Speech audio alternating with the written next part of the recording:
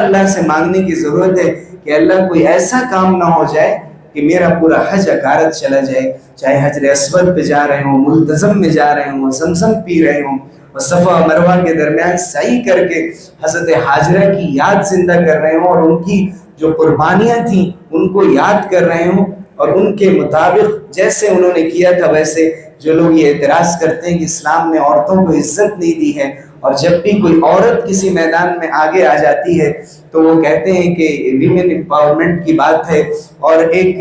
Symbolism ہے کہ ہم یہ دکھا رہے ہیں کہ ہمارا ملک کتنی ترقی کر رہا ہے کہ عورتوں کو آگے رکھا جا رہا ہے۔ وہیں دیکھنے کی ضرورت ہے کہ اسلام نے عورتوں کو کیسی عزت دی ہے، کہ جہاں حضرت ابراہیم کی یادگار کو زندہ رکھا ہے، ویسے ہی حضرت حاجرہ کی یادگار کو بھی آج تک زندہ رکھا گیا ہے۔ اللہ رب العزت ہم سب کو حج بیت اللہ کی سعادت نصیب فرمائے، اس کے مقاصد کو سمجھنے کی توفیق دے، اور ادب